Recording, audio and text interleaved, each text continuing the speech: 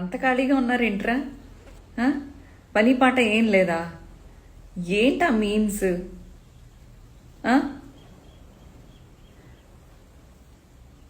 మొన్నటిదాకా బీచ్లో బట్టలు తీసేసి తిరిగేస్తాను అని చెప్పేసి ఫేక్ ప్రచారాలు చేశారు. ఎక్కడా నేను నా అఫీషియల్ పేజ్లో అలాంటి మాటలు నేను మాట్లాడలేదు.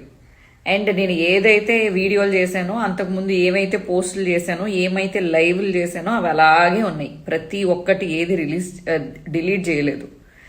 అండ్ ఇప్పుడు ఆ బీచ్ వీడియో పక్కన పాడేస్తే, అసలు సారీ, బీచ్లో బట్టలు తీస్తాను అనేది పక్కన పాడేస్తే, ఇప్పుడు మళ్ళీ ఇంకొకటి నా మీదే. ప్రతి ఒక్కళ్ళకి నేను ఒకదాన్ని హాట్ కేక్ లాగా దొరుకుతాను. ఏందో మరి నేనేమంత అందగత్తని కాదు, నేనేమంత ఇదేం కాదు. అయినా కానీ నాకు పడి ఏడుస్తారేందో నాకు అర్థం కాదు. ఇప్పుడు బైరెడ్డి సిద్ధార్థ్ రెడ్డి గురించి అనవసరంగా ఫేక్ ప్రచారాలు మొదలుపెట్టారు. ఆ అబ్బాయి నేను ఏదో రిలేషన్షిప్లో ఉన్నాము అని చెప్పి, నేనేదో సరదాకి ఎప్పుడైనా బైరెడ్డి బాగుంటాడు, బైరెడ్డి లాంటి మొగుడు వస్తే బాగుంటుంది అలాంటి మాటలు మాట్లాడాను. కానీ నిజంగా నేను ఎప్పుడు బైరెడ్డిని చూడటం కానీ, బైరెడ్డితో ఫోన్లో మాట్లాడటం కానీ, లేకపోతే బైరెడ్డి ఎక్కడ ఉంటాడని కానీ నాకు అసలు తెలీదు. ఇప్పుడు నా జీవితం గురించి నాకేమి భయం లేదు, లేకపోతే బాధ లేదు, లేకపోతే ఫ్యూచర్లో అయ్యి బాబోయ్ ఇలాంటివి ఏమైనా వస్తే నాకేమైనా పెళ్లి కాదో అలాంటి భయాలు కూడా నాకేమీ లేవు. తెగించినోడికి తెడ్డే లింగం అన్నట్టు నా జీవితం ఆల్రెడీ అయింది చాలు, ఇంకా ఇంతకన్నా అవ్వక్కర్లేదు.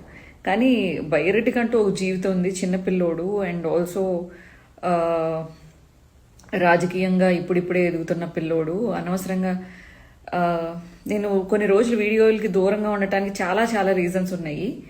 ఇప్పుడు ఆ అబ్బాయి జీవితం పాడు అవ్వకూడదు. ఇలాంటివి ఒక ఆడదానికైనా మగోడికైనా కూడా జీవితం అనేది చాలా ఇంపార్టెంట్. ఇలాంటి రూమర్స్ రాకూడదు. సో ఒక కన్సర్న్ తోటి ఈ వీడియో చేస్తున్నాను. సో బైరెడ్డికి నాకు అలాంటి మ్యారేజ్ సెటిల్ అవ్వడాలు, లేకపోతే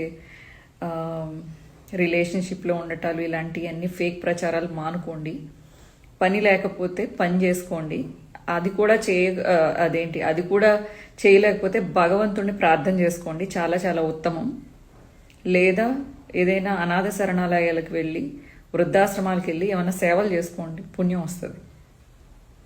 అంటే ఉన్న మాటలు మీరు అనండి. నేనేమన్నా తప్పుగా మాట్లాడితే మీరు నన్ను తిడతారు, అదంతా నేను తీసుకుంటాను. కానీ ఫేక్ ప్రచారాలు చేయకండి. మీరు రాజకీయంగా నేను ఏమైనా మాట్లాడినప్పుడు నన్ను తిట్టండి. ఆపోజిట్ పార్టీ ఏమైనా రాజకీయంగా ఏమైనా మాట్లాడితే నేను తిడతాను, అంతవరకే చాలు.